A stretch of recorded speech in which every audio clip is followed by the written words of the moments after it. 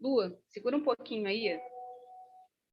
Olá a todas e todos que estão aqui com a gente, muito bem-vindos à nossa última roda desse ano. Essa roda de conversa que a gente começou lá no início da pandemia, ainda em abril, se eu não me engano, é uma proposta da ONG Asplande, dentro do Movimento Rio de Impacto, em parceria com o Fórum de Desenvolvimento Estratégico aqui do Estado do Rio de Janeiro, que eu coordeno na Alerj. A Deise, lá atrás, veio me propor fazer uma roda de conversa com mulheres da rede da Asplande, mulheres empreendedoras, para a gente falar sobre os desafios da pandemia para os negócios de impacto social.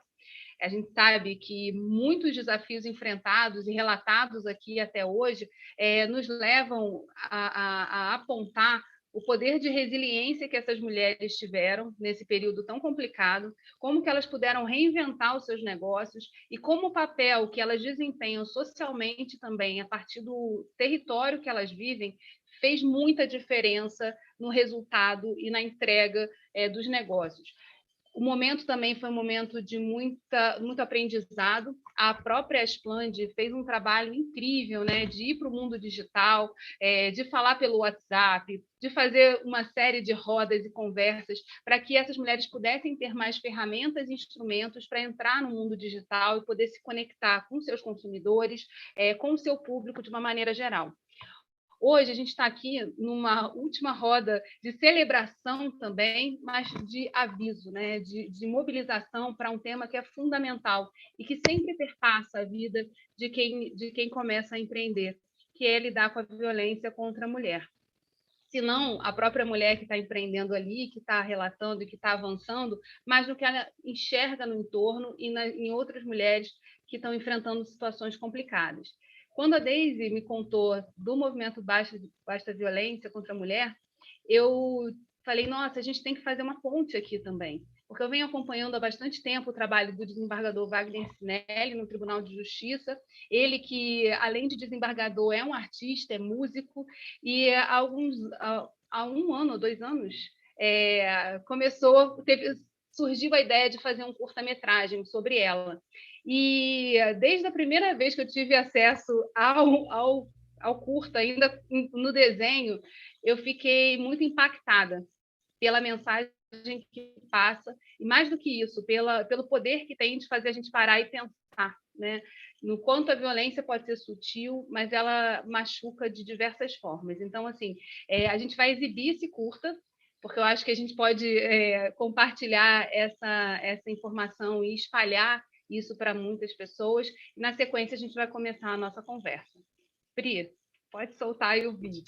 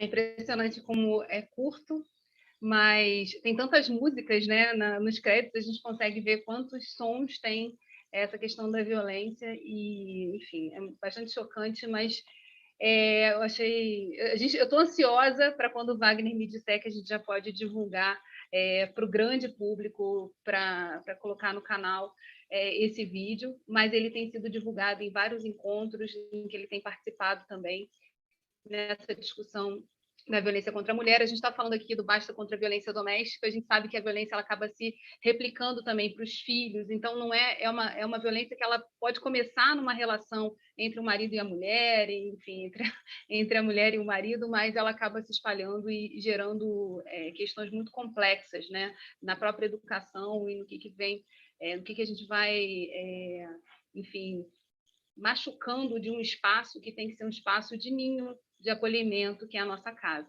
Então, vou passar a palavra, sem mais delongas, aqui para a Regina, para a gente começar essa conversa da roda, para ela contar um pouquinho mais, Regina, sobre esse movimento Basta contra a Violência Doméstica e por que da Expande se engajar nele, como é que isso está acontecendo e como é que está sendo também a reunião dessas mulheres, né, e os assuntos e os temas que têm sido debatidos.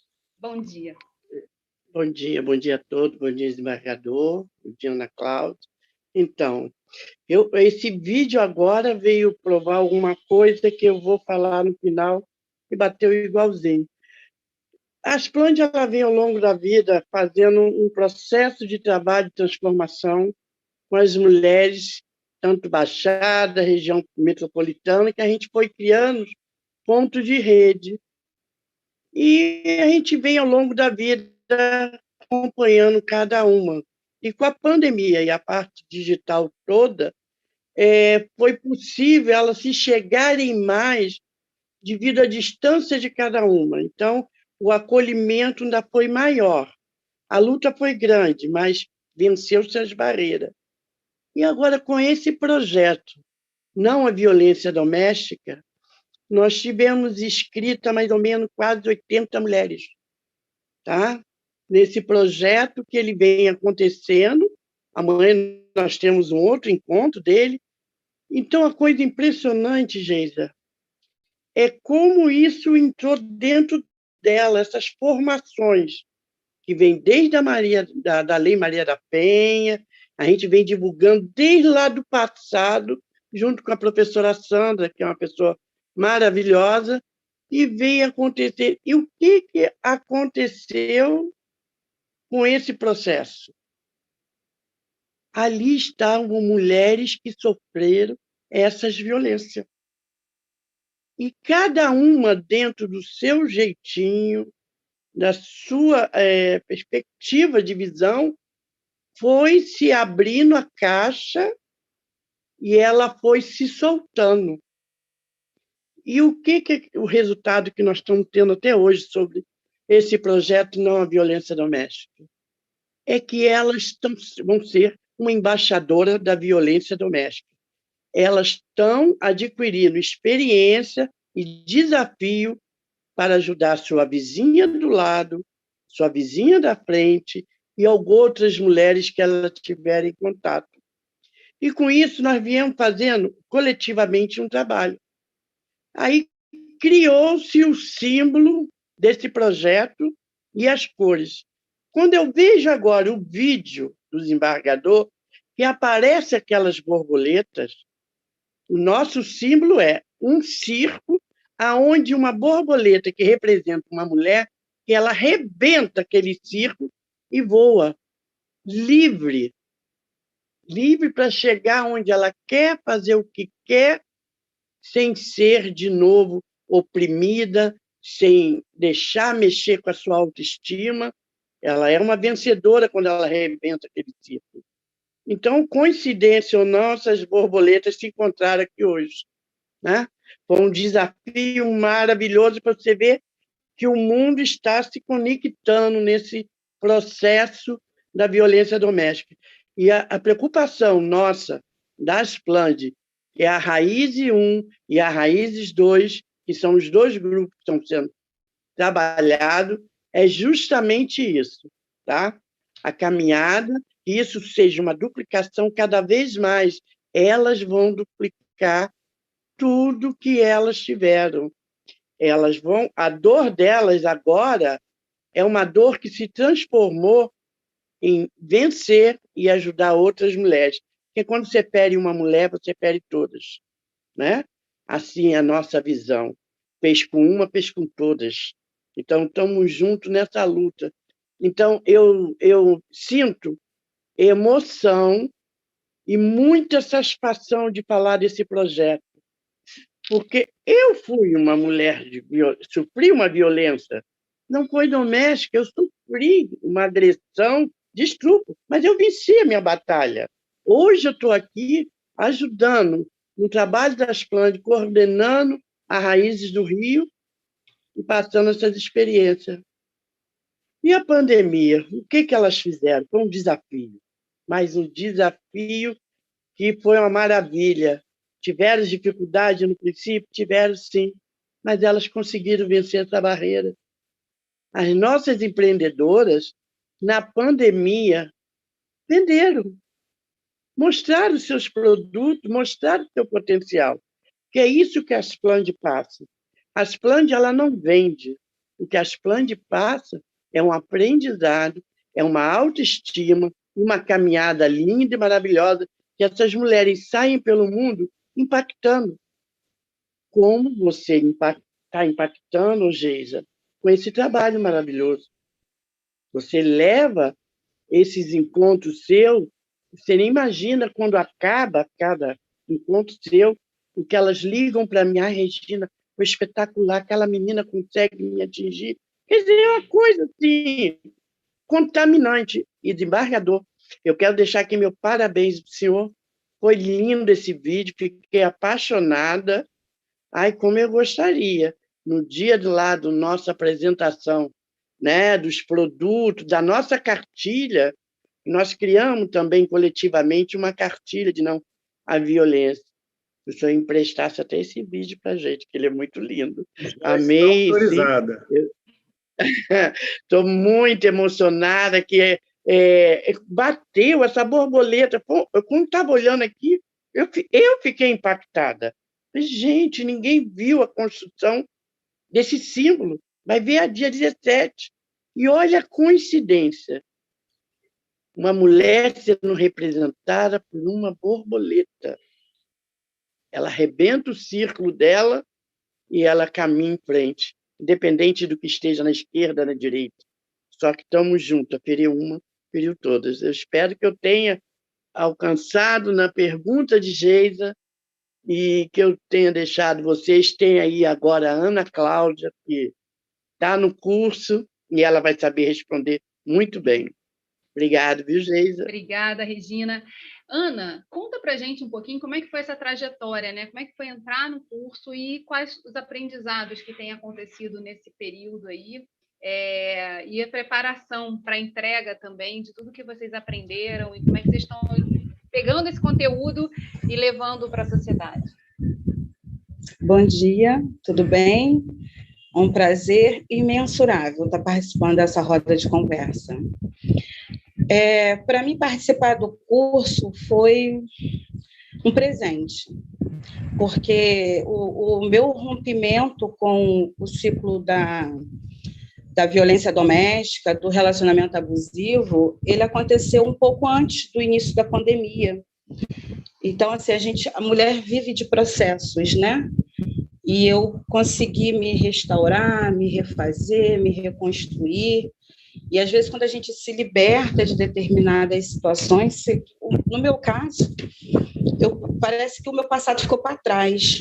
E aí, quando veio a oportunidade, eu sempre gostei de estar em rede, porque essas mulheres, vocês, nos ajudam a caminhar, a prosseguir, né? Sozinha a gente não consegue.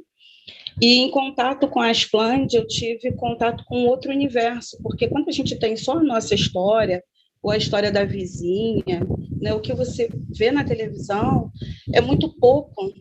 Eu vivo hoje tendo contato, de estar aqui com vocês hoje, chegar a falar com o desembargador, para mim é um presente. Eu tinha, na adolescência, o sonho de escrever um livro. E hoje, o contato com a Asplande me acendeu isso de tal forma, me restaurou esse sonho. Aos pouquinhos, conhecer do passado, do ciclo lá de trás, de uma forma que as mulheres não têm essa noção e, por isso, chegam aonde chegam como chegam, por uma falta de estrutura familiar, como foi no meu caso.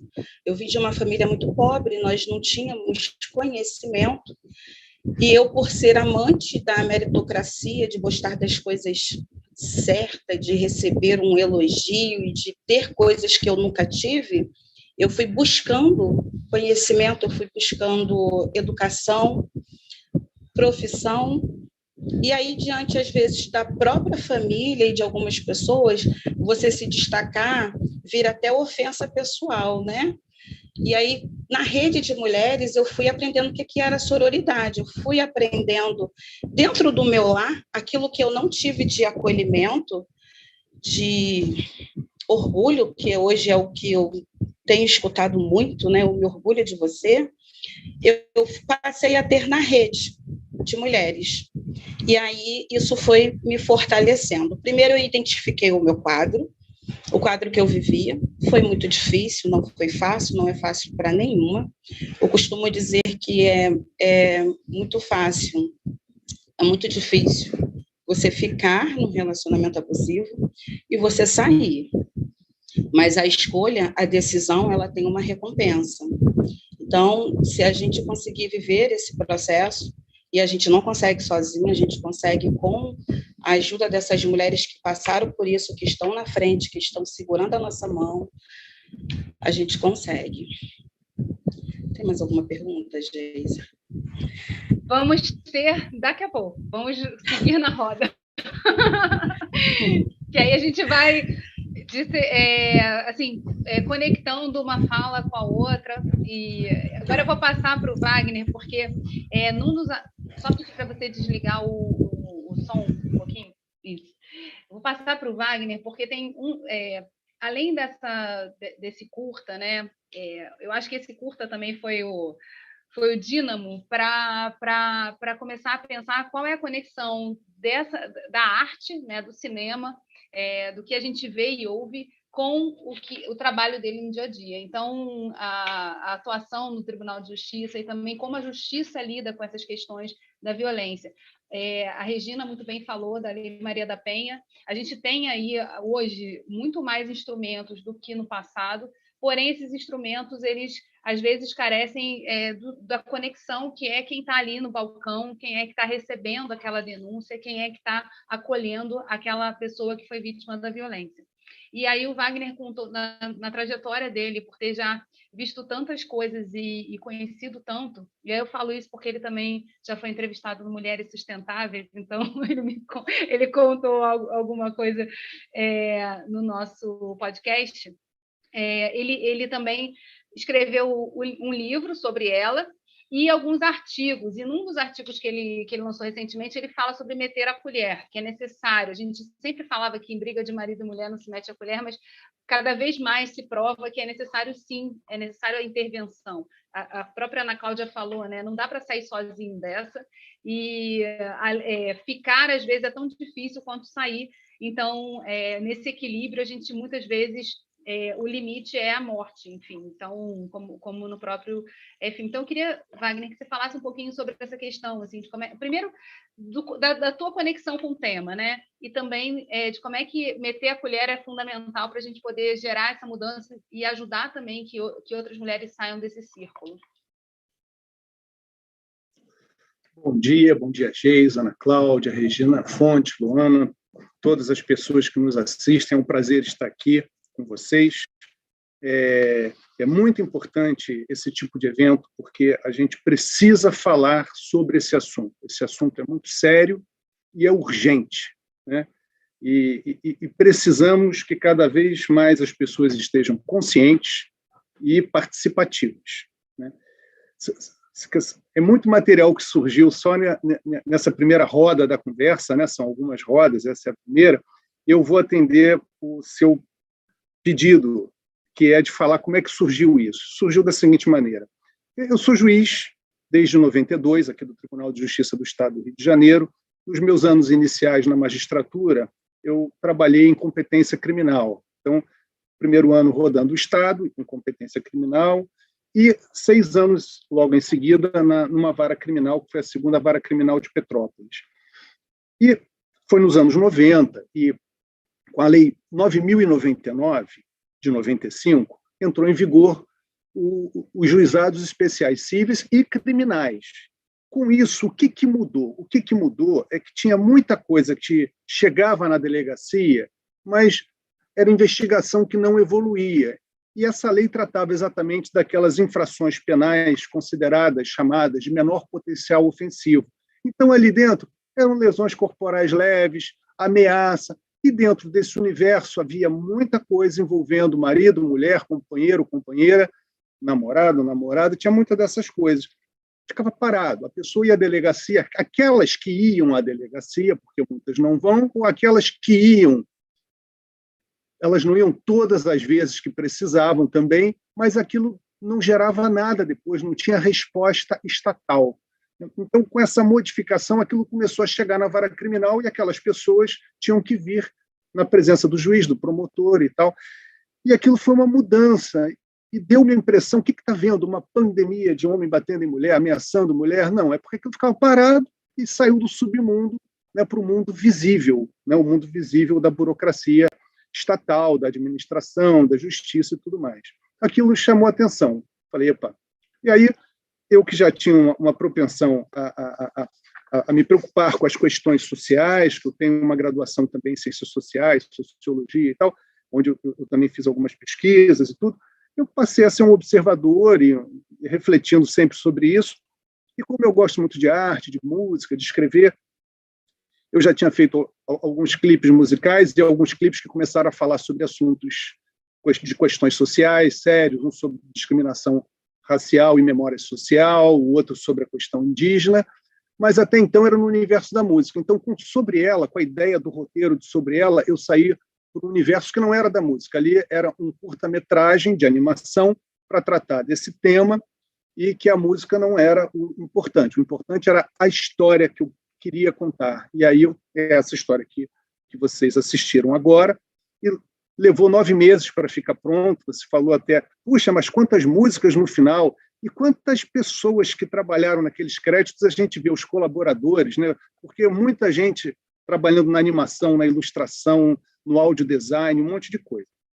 Bom, e o Lucas Chu, meu diretor né, de animação, de arte, é sempre muito importante. E aí teve uma fala da Regina sobre as borboletas. Que bom que você percebeu isso, Regina, porque o vídeo já estava mais ou menos pronto quando eu tive a ideia que aquela borboleta tinha que entrar ali.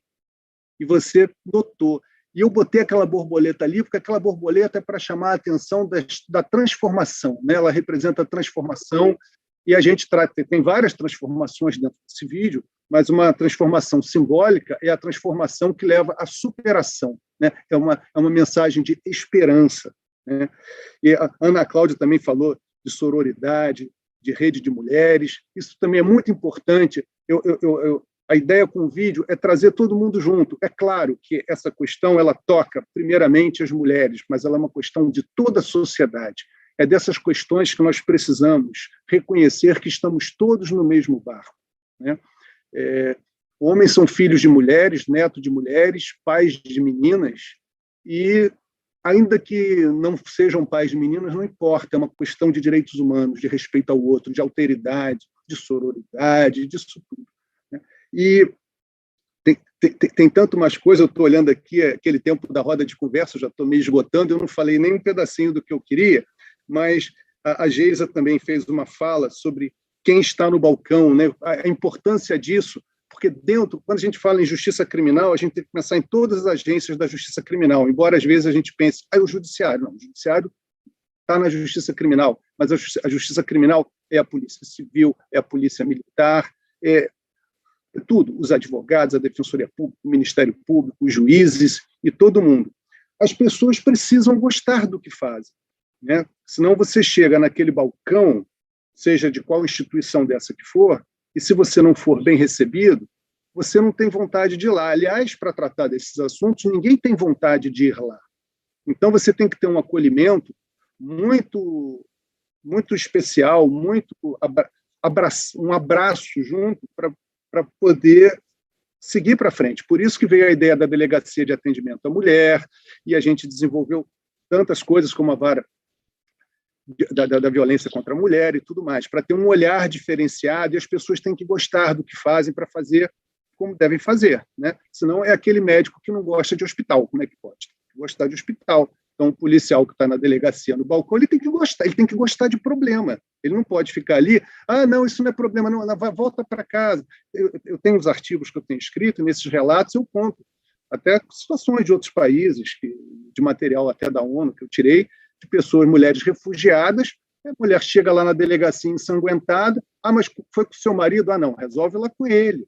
Como resolve lá com ele, né? Mas, para encerrar essa minha fala, que eu já deveria ter encerrado pelo tempo, por conta do roteiro, eu achei que precisava fazer mais. Aí eu tive a ideia de fazer um livro sobre ela, uma história de violência, onde eu quis que fosse uma obra que tivesse aspectos jurídicos, mas tivesse outros também, falasse da história, fosse uma obra introdutória para todas as pessoas, e qualquer pessoa pudesse se sentir convidada a ler, né? Não tivesse aquela coisa só do jurídico, do juridiquês e tudo mais. E, a partir daí, esses artigos que eu tenho escrito, já são mais de 30 ao longo deste ano, e a ideia é fazer o livro, que é a coletânea dos artigos, para lançar no dia 8 de março do ano que vem, aqui na Escola da Magistratura, que o título será Metendo a Colher, né? A Geisa lembrou de meter a colher, da importância. Se der, depois a gente volta a falar nisso, e eu fico aqui à disposição para o próximo turno da roda de conversas. Maravilha, Wagner.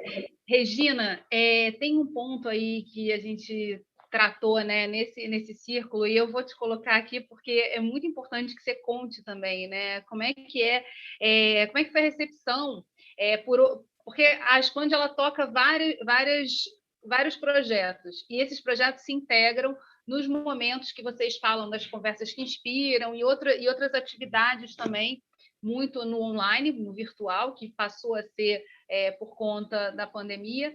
Mas como é que foi esse processo assim, de ativação dessa temática? Porque a pandemia ela foi um divisor de águas, no sentido de evidenciar também essa questão da violência doméstica. Todo mundo foi obrigado a ficar em casa. E aí, eventualmente, situações em que as pessoas não se encontravam tanto, só se viam de noite quando chegava do trabalho, né? Coisa que a gente, de repente, trabalha muitos dias seguidos e volta só no fim de semana.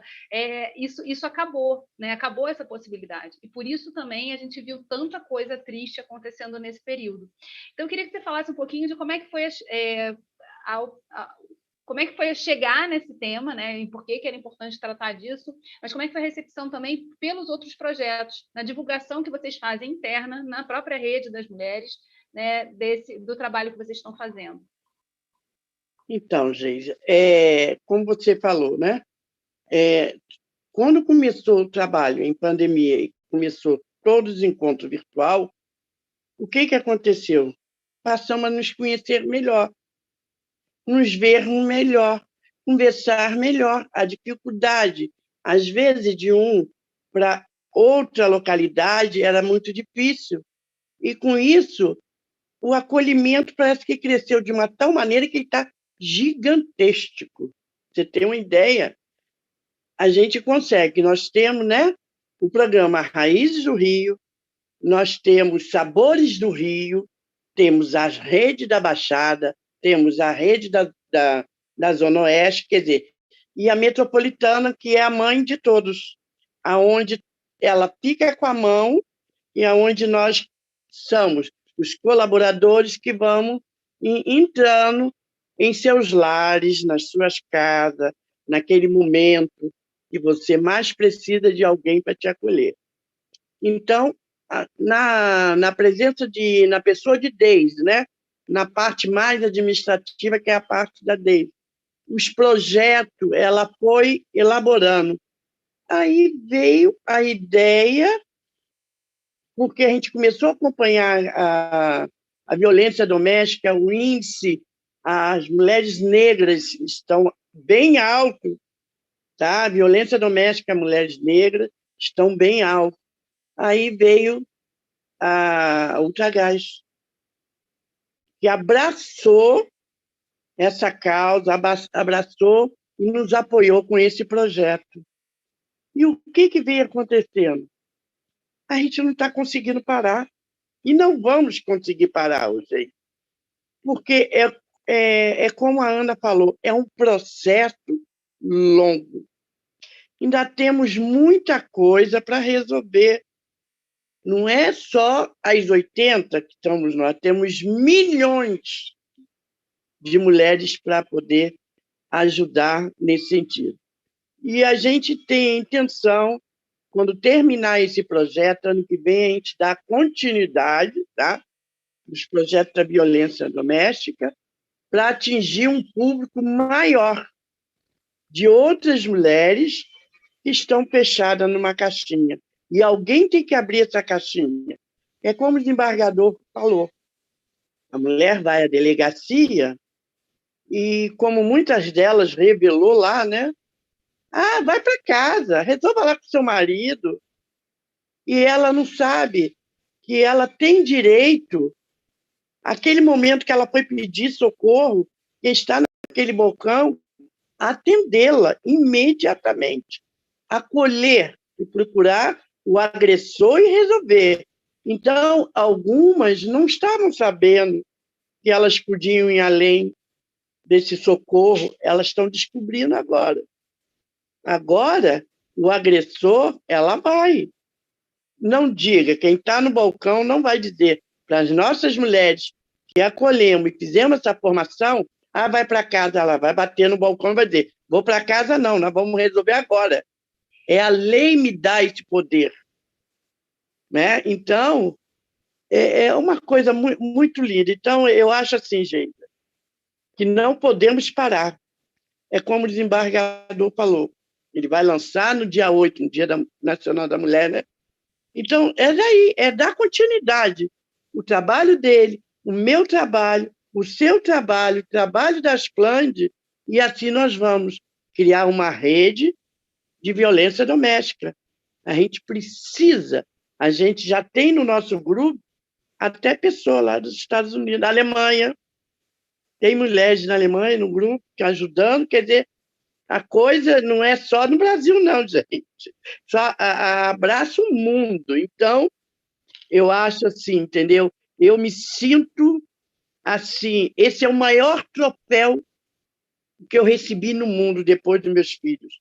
É o troféu de estar numa luta de não à violência doméstica e continuar isso até o último suspiro da minha vida. A Splend me deu essa oportunidade de eu sair impactando outras mulheres, como eu tenho na Universidade Rural, umas mulheres, são 10 anos, são mulheres que sofreram agressão.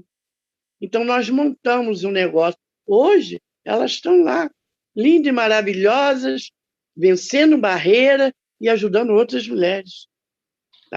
Tá bom? Tem um ponto importante, né, que a gente precisa levantar também, que é a questão do relato. Às vezes as pessoas, as vítimas de violência se sentem tão sozinhas, né, nas buscas, Isso. seja nos balcões, enfim, onde elas eventualmente acham que podem achar aquela mão que vai puxá-las. Você ter outras mulheres que contem também sobre o que elas sofreram, como elas enfrentaram, o que elas aprenderam no caminho, também ajuda. Por isso a gente está falando tanto aqui da rede, né? E uma das coisas que a gente sempre traz nas discussões, nas nossas rodas de conversa aqui com as mulheres empreendedoras, é como a rede ela permite, né, que mesmo desequilibrada, mesmo um nozinho lá mais fraquinho, ela continua sustentando. É diferente de uma corrente que pode se romper no seu elo mais fraco. Então, uma coisa muito importante também, Ana, eu queria que você falasse muito da sua inspiração, né, e do retorno da vontade, do fortalecimento da vontade de escrever. Como é que vocês estão pensando também em divulgar toda essa experiência que vocês estão passando a partir desse projeto? Contigo a palavra, Ana. Olha, para falar a verdade, a Splend nem sabe. Essa questão do escrever foi agora vivendo esse processo. O que eu estava notando, né, escutando vocês falar, a Splend, ela me trouxe o contato com a Splend a quebrar a barreira de falar para mais pessoas sobre o meu processo, porque eu sou uma pessoa um pouquinho conhecida e inspiradora para as mulheres que me conhecem, porque eu tenho uma ousadia, uma coragem, uma fortaleza que não vem de mim. E aí eu estou sempre desbravando, estou sempre conquistando, estou sempre na frente, buscando informação, mas tem a questão da vergonha. A gente que passa por isso, da forma que passa, a gente tem vergonha, né? Quem já sabe, sabe. E quem não sabe, para que saber?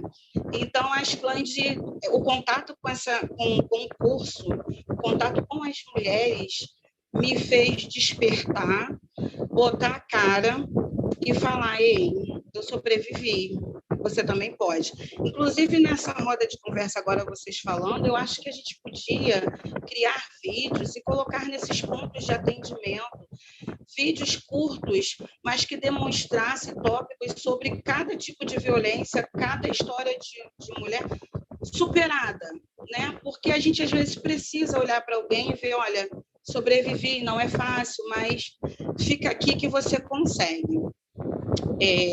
A pergunta. Eu não queria fugir a ideia do vídeo para vocês.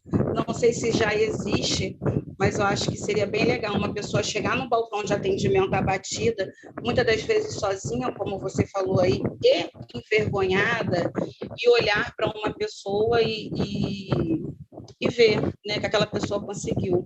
Eu, em 2016, eu participei de um voluntariado numa ONG que acolhia mulheres vítimas de violência doméstica. E por eu ter o meu trabalho sempre voltado para o intelecto, com pessoas legais, bacanas, eu fui para ali fazer um voluntariado na parte administrativa e cada coisa que eu ouvia virava uma chave dentro de mim e eu falava: não, que é isso? Não é a minha vida, eu não estou dentro desse ciclo. E ali a gente é mulher, a gente fala, né? Houve determinados momentos que eu fui falando e aquelas pessoas foram me confrontando com a minha verdade. Então foi um divisor de águas. Foi quando eu passei a me reconhecer dentro de um relacionamento abusivo e foi um processo, mas que eu consegui avançar. Geise, eu me perco um pouco nas perguntas. Se você puder voltar, eu... Não tem. Você está contando a sua história e é importante. Eu só estou preocupada porque eu acho que pode ser do próprio fone, tá dando uma interferência aqui no áudio. Se você puder de repente, tirar o fone, a gente tentar voltar sem ele, pode ser melhor. para a galera que está escutando. Mas, assim, você trouxe um ponto importante que eu queria agora passar para o Wagner também, e sobre essa questão dos relatos, né? De como é que a gente pode, a partir criando instituições mais como eu vou dizer, acolhedoras, né? No ponto mais complexo, que é chegar, a Ana Cláudia falou aqui da vergonha, eu acho que isso é um ponto muito fundamental, né? Não é uma questão que a gente possa dizer assim, não é algo que as pessoas queiram chegar e falar que estão vivendo, né? E às vezes, passado o reconhecimento de que aquela situação é uma situação de violência, você entender que você está sendo ali vítima e você ter que fazer o processo de dizer para as outras pessoas que você é vítima é muito complicado, né? Não é uma situação fácil. Até porque o tempo todo as pessoas estão fortalecendo outra coisa. Não, você tem que ser forte, você tem que vencer, você tem que superar. Mas em casa é mais difícil. A gente não consegue resolver tudo em casa sozinho, né? Então eu queria que você falasse um pouquinho, Wagner, sobre esses diálogos que a partir do livro você também começou a estabelecer dentro da própria justiça, em outras rodas, né, em outras conversas que você tem participado. Como é que tem sido também a receptividade? E também, assim, como é que a gente consegue, a partir de falar do assunto, tentar gerar também esse olhar mais acolhedor para a questão? Como é que a gente torna as instituições mais acolhedoras? A gente está assim, esse assunto realmente é muito rico de temas, né? E esses temas vêm todos entrelaçados. Eu vi o trabalho da Asplande, e a Asplande ela cobre várias áreas importantes, que é para a pessoa se conscientizar da situação de violência que ela vive, para a pessoa ter uma independência financeira, para a pessoa ter um empreendedorismo sustentável. Isso tudo vem junto. Por quê? A independência financeira é um dos instrumentos que contribuem para que a mulher possa dar um passo à frente. E dentro de tudo isso que a gente falou, a gente tem uma coisa que é antecedente, que é aquela mulher, quando começa a viver uma situação de violência, ela não se dá conta, ao menos no momento inicial. Isso é uma coisa, e ela, dependendo, ela não se dá conta nem depois. É um processo, ela precisa, ou o processo tem que ficar mais grave para ela perceber, ou ela precisa dessa rede de apoio para ela poder entender que aquilo funciona assim, né? Exemplo, eu no meu círculo familiar, que é gigantesco, eu sou de uma família muito grande, né? Meu pai tinha 15 irmãos, do lado de minha mãe, a minha avó tinha também 15 irmãos, então eu tenho primo para uma prima já divorciada vive uma situação drástica de dominação patrimonial do ex-marido. E não é só a dominação patrimonial, é a dominação psicológica e tudo mais. Claro que eu não vou dizer quem é, e como eu disse, são tantos primos que eu tenho, né? Talvez entre eles a gente pode até ficar na dúvida quem seja. Mas eu que estou preocupado com isso, que já falei, minha prima, se você precisar de auxílio, vamos conversar, vamos não sei o que, joga para depois. No livro eu conto o caso de uma jovem do Rio Grande do Sul, de Santa Catarina, de uma cidade do interior, corrigindo, que ela começou um namoro e um certo dia ela foi espancada na praça pública e ninguém fez nada. E diz ela que acredita que só se salvou porque ela se fingiu de desmaiada. Aí, lá pelas tantas, aquela fúria desse agressor, desse namorado, parou. E aí ela diz, olha, eu nunca tinha vivido situação de violência na minha família, nada. E aquele namoro começou ele me repreendendo, depois ele estava me dando uns beliscões, depois ele estava me dando uns empurrões, e depois estava controlando a roupa que eu vestia. É um crescendo, é um controle dele sobre ela, e vai crescendo. E ele começa aos poucos, ele é gradativo, e à medida que a pessoa não opõe reação, ele avança. E quando ela olha, aquilo é um terror, né? Então, em algum momento ela percebe, né? Então, essa conscientização é importantíssima, é necessária, e dessas várias conversas, a gente precisa falar disso, tem que conversar muito sobre isso. Eu já escutei gente dizendo, conversar não adianta nada, o importante é a ação. Não, debate, conversa, ação, leitura, tudo junto contribui, né, para a gente formar essa conscientização, essa rede, né? Eu tive aqui a fala da Regina, importantíssima. A lei me dá esse poder, né? conhecer os seus direitos. O Brasil, eu tenho um amigo que uma vez falou assim, o Brasil, ou você é advogado, formado em direito, ou você tem um bom advogado. Tá bom, é uma fala um tanto jocosa, mas o que ele quer dizer é fundamental que nós conheçamos nossos direitos, porque assim a gente vai poder exercê-lo, né? O senhor não pode passar nessa rua. Não posso por quê? Por que eu não posso? O senhor volta para casa que isso aqui eu não vai registrar, por quê? Se eu estou reportando um crime que aconteceu, o senhor tem que registrar. Então, é importante a gente conhecer nossos direitos para que a gente possa exercê-los, senão a gente se torna um cidadão, não vou nem dizer de segunda categoria, de última categoria. A gente precisa conhecer, precisa estar irmanados nesse assunto, conversar muito sobre ele, né? A Ana Cláudia falou da divulgação de vídeos, isso é muito legal. Agora, uma coisa que eu sinto muita falta mesmo, é o poder público, a administração. Eu não estou fazendo crítica, eu estou fazendo uma observação, torcendo que ela possa contribuir para uma melhora de quadro.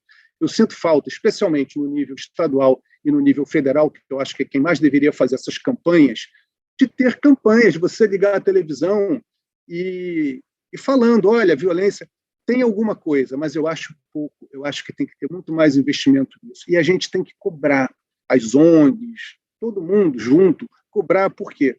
Os governos trabalham com pautas que são políticas. O governador, o presidente, o ministro, eles fazem escolhas porque ele tem um universo de coisas para tratar. Se ele for cobrado para atender algum assunto aqui, a chance dele atender... Então, nós temos delegacia de atendimento à mulher em poucas cidades, claro que nas capitais tem, mas nas outras cidades, mesmo cidades grandes, não tem. Mais de 90% das cidades brasileiras não tem delegacia de atendimento à mulher, né? E as que tem, não tem delegacia de atendimento à mulher funcionando 24 horas. Tem um projeto de lei para que isso aconteça. E a necessidade de uma mulher vítima de abuso pode ser a qualquer hora. Então, a gente tem assim, olha, senhor governador, senhor secretário, a gente precisa de mais delegacias de atendimento à mulher, a gente precisa que elas funcionem 24 horas, a gente precisa de mais campanhas, a gente precisa de mais apoio. Então, eu acho que isso tudo contribui. Eu já passei do meu tempo aqui de novo, né, e fico à disposição. Na próxima rodada, Wagner, que a gente vai voltar aqui, eu queria que a gente entrasse na questão de quais são hoje os instrumentos, né, que existem e que podem ser acionados. Eu acho que é importante a gente também aproveitar esse momento, né, que a gente está abordando o tema, e falar assim, dessa evolução e do que hoje existe. E tendo consciência de qual é o problema, de quais são as formas que a gente tem de reagir e atacar esse problema, e como que a gente pode juntas, né, e juntos, porque eu acho que a gente não é um tema como a gente tem abordado aqui, eu acho que é sempre importante a gente ter essa preocupação, né, de trazer os homens para essa roda. As nossas rodas de conversa aqui, a gente traz todos mesmo, né? Mas assim, eu acho que é importante a gente ter os homens também conversando sobre isso e falando sobre isso, porque é uma tomada de consciência, assim como a sustentabilidade, assim como o impacto social que a gente tanto fala hoje, né? Que impõe um jeito diferente de fazer negócios, olhando para o que eles transformam e para os problemas que estão sendo resolvidos a partir desses negócios. A gente precisa passar por um processo de tomada de consciência que não necessariamente é simples. Às vezes ele é bastante doloroso, porque diz respeito também à maneira como a gente está vivendo ou escolheu viver a vida. Regina, em relação a essa questão dos diálogos, né, que vocês têm tratado, a própria Asplan de levantar essa bandeira também, eu acho fundamental. Como é que vocês têm dialogado com outras iniciativas, instituições, para poder reforçar essa agenda do combate à violência doméstica? Sim. Nós estamos fazendo isso através das mídias sociais mesmo, chamando a atenção. E um ponto que eu queria falar, que você falou aí agora, gente, inclusive você vai gostar de trazer para as próximas conversas.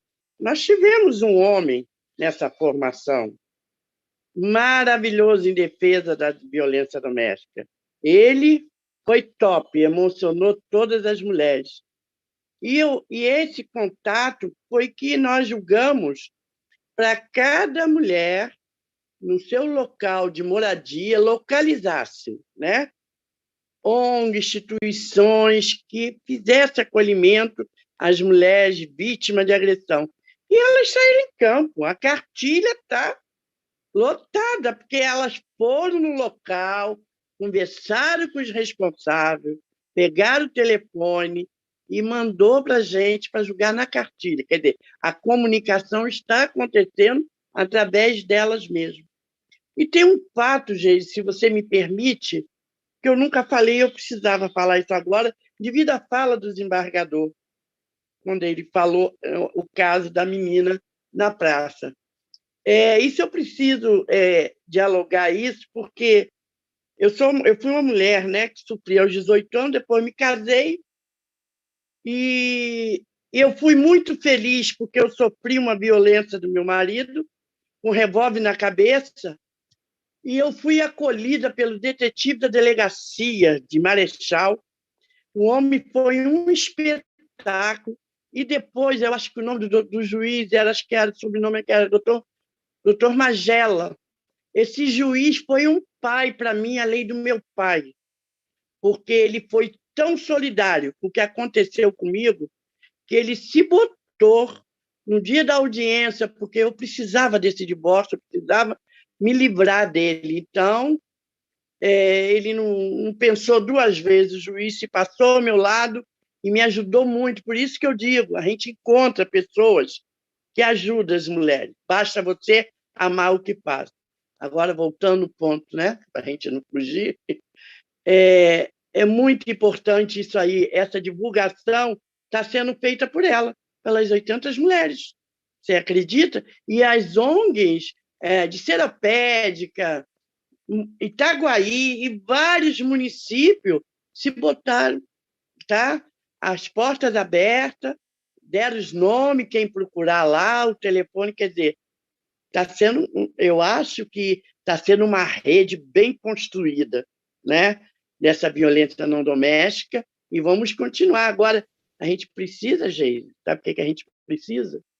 Essa fala do nosso desembargador aí é uma fala muito importante, e eu acho não, nós queremos começar desde a última reunião nossa do encontro com essas mulheres, que ele nos deu o prazer de ter uma fala lá para essas mulheres, entendeu? Só que vai ser um pouco cansativo, porque nós temos a turma da manhã e tem uma turma da tarde, né? Quer dizer, aí eu queria saber se a gente podia contar com ele, que é muito importante. A fala dele ajuda muito. Eu vou de manhã e vou de tarde. Com o maior prazer. Muito obrigado. Ana, esse trabalho de busca, né, de quais são as redes de apoio, e antes de passar para a Ana, Regina, essa cartilha, né, para além da gente poder espalhar fisicamente ela para as mulheres, é importante muito usar as redes sociais, né, porque hoje é a maneira como chega mais rápido pelo WhatsApp, as pessoas vão compartilhando e dividindo isso, né, e fazendo chegar a mais gente que está ali naquele território, e que às vezes fala assim, meu Deus, para quem que eu vou pedir ajuda? E às vezes tem muita ajuda do lado, né? Só que está mal divulgada, ninguém sabe, não sabe como chegar. Ana, eu queria que você falasse um pouquinho, né? Você começou a contar a história, e aí a gente está voltando agora para falar sobre isso. Você falou assim, olha, eu tomei consciência e tive vergonha quando eu fui falar desse tema, né? Eu que era uma mulher exemplo, como é que eu podia falar de uma fragilidade? Como é que você trata hoje essa questão, né? Eu acho que tem muitas falas quando vão trazendo essa questão da liderança. Tem uma pesquisadora que hoje é famosésima, né? Ela tem um vídeo na Netflix que ela fala sobre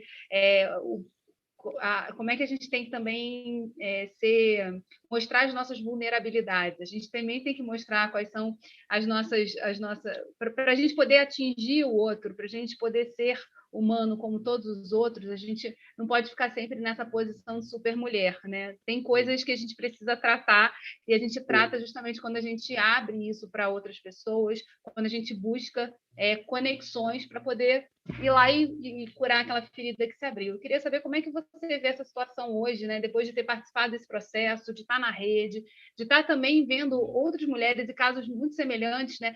Sair daquela posição de tipo, caramba, que coisa ruim, e às vezes a gente não via nem que a gente estava envolvido de uma outra forma num outro lugar. Você pode falar um pouquinho para a gente sobre isso? Posso. Eu vou dizer, uns 25 anos atrás, eu saí da caixinha, saí da dor, foi na Splend. Foi quando eu conheci a Splend, teve um diálogo, eu me lembro como se fosse hoje, foi com a Rogéria Peixinho. Ela não só atingiu a mim, tinha outras mulheres com a mesma situação. Então, foi uma coisa assim, tão emocionante, que se aquilo fosse filmado, eu acho que, sabe, era um exemplo de histórias dolorosas, doídas mesmo, mas que hoje, eu digo a você, eu conto a minha história para mostrar a elas que a gente pode, e a gente vence as barreiras. É com a dor que a gente consegue ajudar o outro, para mostrar a ele que ele não está sozinho numa dor. Eu também tive a minha fragilidade, eu tive a minha dor, eu sofri, mas eu tive uma família que me acolheu, eu tive meus pais. Eu sofri aos 18, depois de casada. Eu tive 2 violências. Uma aos 18 anos, fui agredida brutalmente na Estação de Todos os Santos, quando eu fui buscar pela primeira vez o meu título eleitoral. Na volta no túnel, eu fui agredida por 2 homens, fui rasgada, levei coronhada, eu tenho um carocinho até hoje na cabeça por isso, sofri muito, sofri. Aquele foi um sofrimento inabalável, eu não sei como eu consegui sobreviver. Foram meus pais que me ajudaram a sobreviver. Sobrevivi. Aí conheço uma pessoa, caso, não tive filho, Deus sabe o que faz, aí eu sofro uma violência tão grande, que eu não esperava de reviver aos 18. Porque quando põe um revólver na sua cabeça, você lembra o revólver das 18. Então, foi uma coisa assim, muito impactante para mim. Eu custei muito, sabe? Foi um processo muito longo, foi um processo com psicologia, com terapeuta. Foi uma coisa assim, que minha mãe ela dizia assim, minha filha vai vencer, mas eu não quero a minha filha com remédio. Ela vai sofrer, ela vai sentir tudo, mas ela vai vencer no diálogo e no apoio. Foi isso que aconteceu comigo e vai acontecer com todas as mulheres que eu tenha contato, aonde eu vou lá no Zap dela particular e converso com ela. Eu não exponho no grupo, depois ela mesmo se sente vontade de falar por ela, entendeu? Mas foi muito doído, gente, muito doído. Hoje eu falo sem correr lágrimas. Antes as lágrimas corriam, descia. Então, não existe mulher forte. Toda mulher tem o seu lado frágil. Esse foi o meu lado frágil. E ele fica frágil quando eu vejo uma mulher passando por isso e que ela ainda está na luta de se libertar do sofrimento. Obrigada. Obrigada, Regina. Ana Cláudia.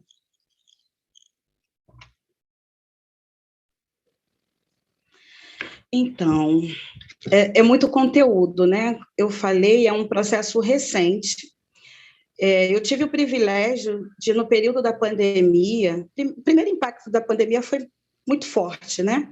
Mas fez a gente parar, olhar para dentro de si mesma, e logo em seguida eu consegui ter uma ascensão no meu empreendedorismo. Então, como eu já tinha rompido aquele ciclo do relacionamento abusivo, eu já estava me sentindo uma mulher construída, forte, com uma vida nova. E sozinha, no empreendedorismo, eu fui avançando e eu fui me conectando com um índice de mulheres vítimas de violência doméstica, assim, no auge, né? E sem eu fazer nenhum tipo de menção, porque eu ainda estava dentro do quadro da vergonha, as pessoas que sabiam o que eu tinha passado, elas estavam acompanhando a minha evolução. E, né, muitas pessoas, a gente hoje já consegue identificar as que não falam, tem as que falam e tem as que não falam. Então, as pessoas chegavam do meu lado até hoje, né? Nossa, Cláudia, você está muito bem, você está maravilhosa, nossa, amiga, como que você conseguiu? Olha, você está muito bem hoje, é notório, é real, quando a gente chega perto de você. E eu fui mantendo aquela posição de que, olha, eu me tornei exemplo. Esse ano eu fiz um curso e ganhei segundo lugar como empreendedora da Braskem. Então, esse curso me colocou com uma autoestima elevada. E as mulheres passaram a me colocar, mais uma rede de mulher, né, de mulheres, a me direcionar para entrevistas, reportagem, e eu tenho um ex-me aqui imenso, eu não sei o que eu estou fazendo, mas, Claudinha, isso aqui é bom, pode contar comigo, eu faço. Depois eu fico desesperada, meu Deus, o que eu vou falar? Então, eu ainda estou no, meu Deus, o que eu vou falar? Porque é muito conteúdo, e eu estou aqui muito emocionada, porque eu não estava preparada para falar. A gente ainda está no período de pandemia, e Deus permitiu que eu me curasse, que eu me tornasse inspiração, porque dentro desse quadro eu sou uma mulher que busco equilíbrio na alma, no espírito, no corpo, não é só uma coisa, então é aquilo de você se colocar mesmo como exemplo. E hoje, eu não sei se está dentro da pergunta que você me fez, eu antes estava com essa posição, né? Eu não vou forçar ninguém a nada, eu estou aqui para você olhar e ver que é possível. E agora, no período bem recente, até através do curso da Splend, eu estou me cobrando socialmente, eu estou começando a me incomodar aqui dentro de mim, cara, você precisa fazer alguma coisa a mais. Não é só se colocar como exemplo, se colocar como frágil, isso que foi dito aqui, é o que o desembargador trouxe aqui como primordial. As conversas fazem diferença, sim. Falar disso faz diferença, sim. Eu acredito que, além das mais delegacias, deveriam haver mais campanhas educativas em relação... Eu fui vítima de violência doméstica, patrimonial e psicológica, mas em um nível tão elevado que fez um membro da minha família adoecer. E eu só tomei uma decisão quando chegou nesse ponto. Aí eu tive que buscar ajuda terapêutica. Eu já estava ciente, eu já sabia que aquilo ali era um castelo na areia que tinha desmoronado na minha cabeça. Mas só quando o membro ficou doente foi que eu tomei posição. E dentro daquele quadro terapêutico, as pessoas falaram: você não precisa disso, você precisa se posicionar. E eu, que queria que o reconhecimento viesse de pessoas que estavam ao meu redor, Deus usou profissionais e pessoas, me colocou na rede, em contato com pessoas que haviam passado por aquilo, para me conectar com histórias diferentes, para me conectar comigo mesmo, com a minha capacidade de superação, que é imensa, com a minha capacidade de busca no conhecimento, na educação. E eu fui me lançando, e eu ainda estou me lançando, né? Então, estar aqui nessa roda de conversa hoje, para mim, eu me sinto lisonjeada, emocionada, não me sinto preparada, eu tenho um conteúdo enorme para falar, mas eu estou aqui, não estou negando os fatos, e estou aprendendo com vocês, e espero aprender cada vez mais para fazer a diferença. Como a Regina falou, eu, há 2 anos atrás, eu só chorava. 2 anos atrás, e muito mais anos, né? Foi um tempo de choro no travesseiro. Hoje eu consigo falar para vocês sem chorar, mas eu estou completamente emocionada, porque eu havia me desconectado do meu passado. A vida começou a ficar boa para mim, porque a mulher, quando ela se descobre, a mulher, quando ela está com a autoestima dela em dia, quando ela descobre o valor dela, que ela não vive na comparação, ela não quer agradar ninguém, ela conhece o limite dela, a capacidade dela, a mulher vai longe. Eu me sinto essa borboleta, né? Representada totalmente pela Splend, representada pela ilustração do nosso digníssimo desembargador.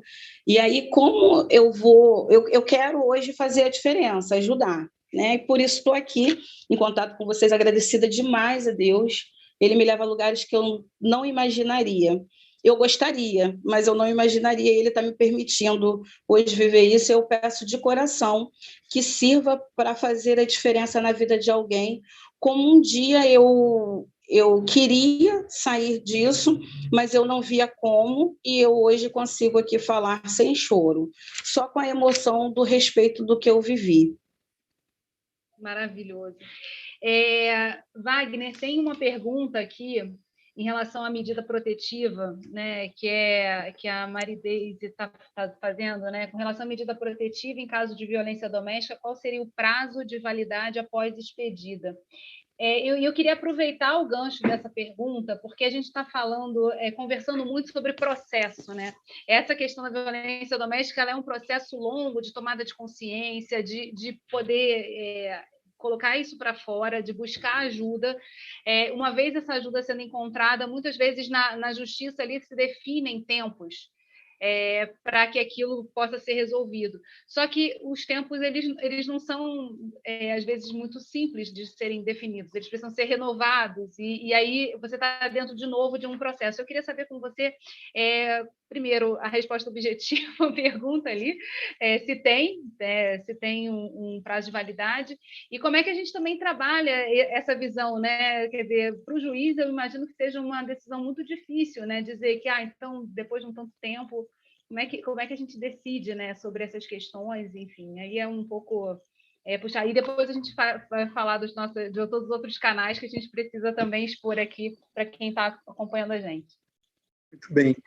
Olha só, quando um juiz emite uma ordem judicial, essa ordem ela vale enquanto ela não for revogada, né? Então, uma medida protetiva, ela vale. Quando é que ela deixa de valer? Quando ela for revogada. Então, ela, para ser revogada, tem que acontecer alguma coisa no processo para que haja essa nova determinação. Então, é isso. Não é igual um produto que está na prateleira e que tem um prazo de validade. Não funciona dessa forma, né? E eu vi também nos comentários alguém dizendo que conheceu o projeto Violeta do 4º Juizado aqui da comarca da capital, né? Criminal, que trata da violência doméstica, da juíza doutora Adriana Mello, que tem um trabalho excelente. Eles têm lá o projeto Violeta, e eles têm esse projeto que a ideia é que aquela mulher vítima de violência que bate na porta, ao invés de ser aquele caminho que demora alguns dias para alguma coisa acontecer, aquilo tem que se resolver em algumas horas, né? Chegou lá e até sair aquela decisão, né? Isso também é muito importante. E nós falamos aqui, foi o final do bloco anterior, a questão de onde bater, como fazer. A pessoa está vivendo uma situação de violência, que ela suspeita que seja de violência, porque às vezes ela ainda não tem aquela consciência. A primeira indicação é falar com as pessoas de seu círculo, de sua rede, as pessoas de sua confiança, porque se ela não romper esse silêncio, fica tudo mais difícil. Então, ela precisa, até no vídeo a gente viu isso, né? Aquela mulher vítima de violência, ela tinha uma amiga, né? Aquela amiga foi fundamental naquela história ficcional ali, mas que qualquer semelhança com a realidade ali não é mera coincidência. Entra aí na delegacia, né? Entra depois, quando ela vai lá, olha, vai lá. Ela acompanhou a situação toda, né? Então, conversa. Pai, mãe, parentes, amigos, as pessoas com quem você tem mais vínculo, se abra com essas pessoas, porque isso vai facilitar o reconhecimento do problema, né? E essas pessoas vão saber que você está vivendo. Às vezes elas já sabem, às vezes elas não imaginam. Então você precisa criar isso. Agora, além disso, quem mais? Onde é que se bate na porta, com quem se fala? Nós temos muitos canais. Todo mundo sabe que o 190 é o número da polícia militar, né? Que é a polícia ostensiva, que é a polícia, quando a gente tem uma emergência, a gente liga. Então, 190 é um caminho. Agora, o 180, que é a central de atendimento à mulher, que aí já tem uma escuta mais qualificada, e aí não precisa nem ser emergência. A pessoa pode ligar, a própria pode ligar, ou alguém que queira ligar para lá, eu estou sabendo que a minha vizinha aqui tem uma situação assim, assim. Eles vão fazer uma série de perguntas, eles têm um protocolo, né? São muitas perguntas, mas eles vão dar a orientação. Então, tem o 190, tem o 180, tem o 100, que é o dos Direitos Humanos, que também atende essas questões todas. Se envolver menor, tem o Conselho Tutelar também, tem Ministério Público, Defensoria Pública, Vara de Violência Doméstica. As ONGs voltadas para o tema também ajudam muito, a pessoa batendo na porta, porque elas já sabem esses caminhos, já sabem as portas e tudo mais. Se naquela localidade tiver delegacia de atendimento à mulher, dê preferência à delegacia de atendimento à mulher. Se não tiver, a qualquer outra delegacia também, né? Então, é isso, quer dizer, são os vários caminhos que a gente tem. A Ana Cláudia falou da necessidade de mais divulgação, de propaganda, né, de institucional, para que as pessoas se deem conta. Isso eu também tinha falado, isso é importantíssimo, a gente também precisa disso tudo. E muita coisa tem sido trazida ao longo do tempo. A Lei Maria da Penha fez 15 anos esse ano, em agosto de 2006, foi importantíssima, né? A história da Maria da Penha é uma história importante, tudo que aconteceu com ela até chegar à lei que levou o seu nome e que foi um marco, né, para a violência doméstica, para o combate à violência doméstica. Essa lei tem sofrido muitas reformulações, alguns criticam, eu não critico, ao contrário, eu acho que são aprimoramentos. Nós temos uma tradição de direito escrito, né? E a Lei Maria da Penha tem sofrido muitas reformulações, todo ano tem. Todo tempo ela tem alguma modificação, e é para aprimoramento, e para facilitar o seu funcionamento e tudo mais, né? E nós temos vários aplicativos, alguns tribunais, às vezes junto com a Secretaria de Segurança do Estado, né, aplicativo para você, no seu celular, ser avisado se aquele abusador se aproxima de você, porque ele está com a tornozeleira eletrônica, então você é avisado. Você tem um aplicativo no celular que também aciona a Ronda Maria da Penha e grava também, porque outra questão importante meu pai foi advogado, ele é falecido, e ele falava muito uma coisa: na justiça, direito e razão não vale nada se você não tiver prova. É uma visão, né, assim, mas o que ele quer dizer com isso? A pessoa tem direito, a pessoa tem razão, e às vezes ela vai à justiça e ela não tem o sucesso. Por quê? A gente sabe que é difícil, esses crimes que acontecem no recôndito do lar, entre quatro paredes, falta testemunha, ou a testemunha que poderia vir não vem, aquela dificuldade de sempre, tem que se fazer a prova. Então, quanto mais elementos se puder juntar, mais fácil. Hoje em dia, nós temos celulares que gravam sons, celulares que filmam. A pessoa vai ter que, dentro do possível, se cercar ao máximo. Ajuda muito na hora do processo se você tem essas provas, porque depois a pessoa vai dizer: o senhor bateu na mulher com um bebê no colo. Já tinha um negócio desse na imprensa, e a gente não fica uma semana sem assistir alguma coisa drástica sobre esse assunto da violência doméstica na imprensa. Coisas horríveis. O homem que decapita a mulher e enterra a cabeça no quintal, aconteceu lá no estado de São Paulo, outro que jogou ácido no rosto da mulher, mas é de uma quantidade absurda. A gente entrando no Google, que é um buscador que todo mundo conhece, e se a gente coloca certas palavras-chave, a gente encontra as toneladas desse tipo de violência no Brasil. Se você inverte, né, da mulher contra o homem, aí não tem relevância estatística, né, sociológica, porque a mulher que está em desvantagem na estrutura social, ela que está sofrendo isso tudo, isso vem da cultura, isso vem do patriarcado. Então, a gente tem que modificar essa cultura. E essa a gente vai modificar através desses debates, dessas ações. Eu já passei de novo do tempo, mas se tiver nova rodada, eu estou aqui à disposição. A gente já está caminhando aqui para o encerramento, infelizmente, mas eu acho que abrir esse momento foi muito importante, e eu acho que, como conclusão de 2 anos de caminhada juntos aqui nessa roda de conversa, é muito poderoso, porque a gente não poderia deixar de abordar a questão da violência em algum momento aqui, né? Porque a gente falou muito do empoderamento, a gente falou muito de como as mulheres foram vencendo os desafios que foram surgindo, mas tem a vulnerabilidade, e essa é de fundamental importância. A gente lembrar que nós também somos humanas nas nossas lutas e algumas coisas precisam de ajuda do outro, precisam estar sendo reportadas, trabalhadas, etc.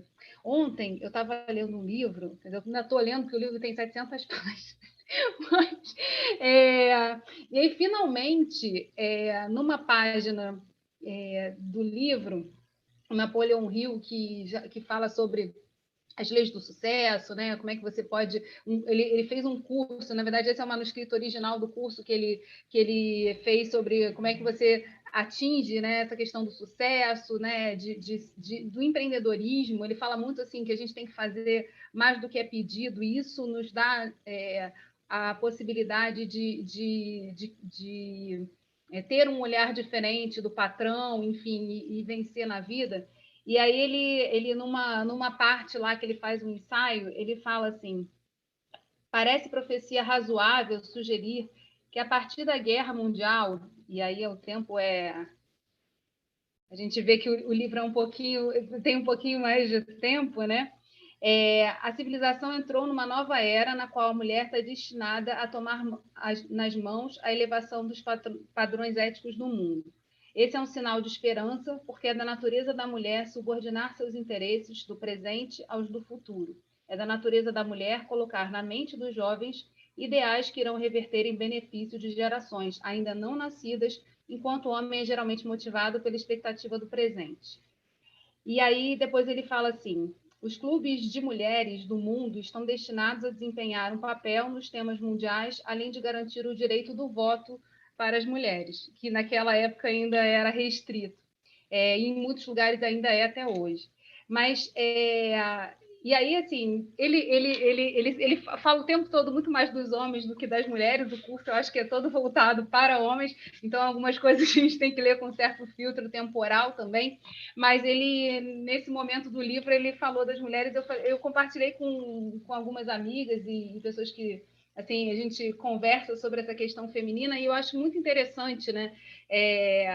Que tenha essa comparação, ainda que a gente não seja capaz hoje, da maneira como a gente caminha na vida, achar que é uma coisa só de homem ou só de mulher, né? Eu acho que é justamente dessa mistura que a gente vai conseguir construir caminhos mais acolhedores, uma vida mais sustentável. A sustentabilidade está aí. A pandemia trouxe essa necessidade para todo mundo, né, de pensar que a mudança é permanente. Né? A gente estava muito arraigado e segurando, né? Achando que assim, agora cheguei aqui.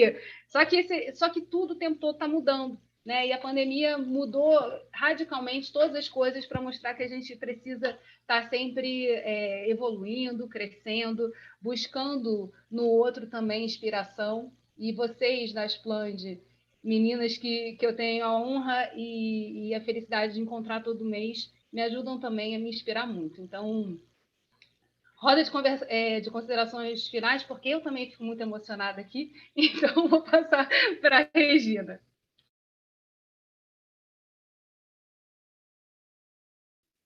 Gente, a emoção, por mais que você vença, ela sempre nos toca, né?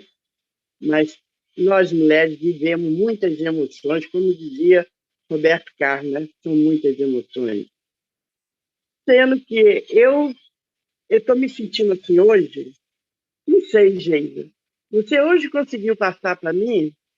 Talvez era esse pedaço que faltava para eu me tornar totalmente uma mulher guerreira, para eu me tornar uma vencedora. Olhando para você, Geida, eu vejo a esperança de cada uma de nós através do seu semblante. Da sua fala, as esperanças estão chegando. E vai ser você, Geida, nesse trabalho maravilhoso, desse fórum que você está fazendo da Leste, esse diálogo dessas rodas. É uma divulgação assim, apaixonante. E eu quero te agradecer muito. As portas da Splend, essa família de rede de mulheres, passa a ser a sua família e que você esteja junto com a gente nessa etapa de vencermos outras guerras que virão. Obrigado, Geisa. Obrigado, Ana Cláudia. Desembargador, foi um prazer imenso conhecê-lo. O senhor foi muito importante nas suas falas. e eu quero ter mais falas suas. Muito obrigada. Ana, fala do seu negócio, como é que a gente acessa aí? Geisa, deixa eu te falar uma coisa. Esse destaque seu do livro que você trouxe mexeu muito comigo, porque no curso da Splend teve um determinado momento, eu aprendi da violência doméstica lá no tempo da SINAI, eu nunca tinha me atentado para aquilo, e eu sou uma mulher que eu vivo nas extremidades, eu sou uma mulher, né, sozinha, que tem uma empresa, sou eu empresa, então eu tenho muitos contatos, eu ando por muitos lugares.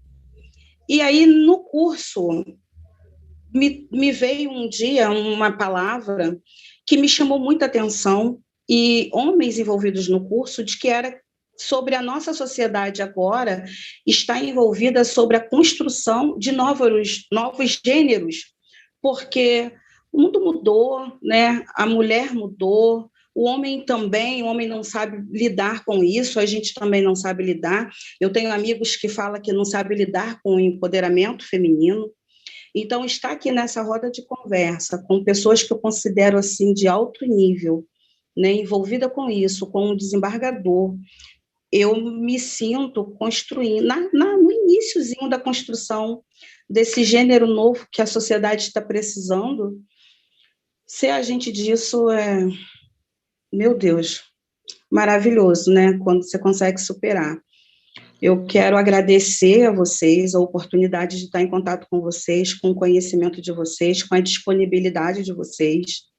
O meu negócio, né? Eu sou uma profissional que eu atuo como ponte entre pessoas físicas e jurídicas diante a órgãos públicos, em especial na área automotiva. Então, no período da pandemia, eu lancei o Fique em Casa que eu resolvo para você.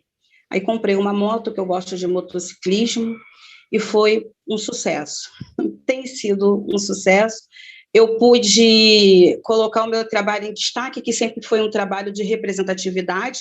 Eu represento pessoas nos órgãos públicos, e junto com o período pandêmico, eu associei a representatividade com o tempo minimizado, com o espaço ocupado nos locais, porque eu posso representar até 10 pessoas, mais pessoas. Então, foi um momento também no meu trabalho de ascensão, onde eu pude afirmar e me motivar mais, né? Ganhar um novo impulso para essa vida aí que a gente não sabe para onde que vai, mas a gente está aqui, né? Mesmo aqui. Obrigada, tá? Exatamente. Muito bem. Eu só queria complementar uma resposta que eu dei a respeito da validade da medida protetiva, que é o seguinte: muitas medidas protetivas são satisfativas, né? Então, o cumprimento dela ali já resolveu aquela questão. Quando não é assim, né, uma medida de afastamento para se guardar a distância e tudo mais, a medida protetiva ela é uma medida cautelar. Essa medida cautelar ela depende depois de uma ação principal. Então, se ela estiver na pendência de uma ação principal, há um prazo para que se entre com essa ação principal, que é de 39 meses. Então, talvez justifique o que alguém também colocou aí no canal do YouTube. Olha, depois de 10 anos, me disseram na delegacia que a minha medida não valia mais. Ela não deve ter entrado, ou porque não precisou, ou não entrou com a ação principal, e depois daquele prazo todo, ela deixou de ter a validade, né? Do contrário, tem que o juiz revogar aquela medida para que ela deixe de ter validade. Olha, com palavras finais, agradecer muito a Geisa pela oportunidade do encontro, pelo excelente trabalho que sempre faz, né? Adorei conhecer a Splend mais de perto, a Regina, a Ana Cláudia, parabéns pelo trabalho que também realizam. É uma satisfação muito grande poder participar dessa roda de conversa, de todas as rodas de conversa que tratarem desse tema. Esse é um tema que, realisticamente, infelizmente, nós não vamos acabar com essa violência. A gente trabalha para conscientizar o máximo possível, para empreender as mobilizações e ações necessárias para reduzi-la. Então, pelo menos nessa minha geração, nessa minha existência, né, e a Regina deu uma declaração muito bonita, que essa é uma luta de vida dela. Então, nessa existência da Regina, nessa minha existência, certamente na da Geisa e da Ana Cláudia também, realisticamente, a gente trabalha para conscientizar e para conseguir uma redução, para conseguir um equilíbrio maior do papel da mulher na sociedade, para que ela esteja trabalhando em mais posições de poder, que ela seja financeiramente independente. Isso tudo está interligado, isso tudo contribuirá para a redução dessa violência, dessa cultura de violência também, que a gente precisa modificar. Então, meu abraço a todas, né? Muito obrigado pelo convite, Geisa, e estarei disponível para vocês todas, e reforço aqui para a Regina, que se precisar me convidar, eu vou com o maior prazer lá, e a gente passa o filme também, o filme já é seu, tá bom? Regina, você está com a mão levantada, você quer falar alguma coisa antes da gente encerrar o nosso ao vivo aqui? Vou apresentar o meu empreendimento, né? Criatividade Criativa Ecoarte, que é um empreendimento que surgiu após a dor. Ele só me traz alegria. Obrigada, Geisa. Obrigada, Regina. É um empreendimento lindo. A gente já teve outras rodas aqui, ela contou cada detalhe de como foi o desenho e essa mobilização que envolve tantas mulheres. A todos que acompanharam a gente até aqui, eu agradeço a presença, informo que esse link ele continua ativo, então está no seu celular, como você chegou aqui, você pode também espalhar para umas pessoas que elas vão conseguir assistir essa roda e também acessar lá no comecinho desse vídeo o curta, né, que introduziu e começou toda nossa conversa aqui, tá bom? Um abraço a vocês, boa sexta-feira, bom fim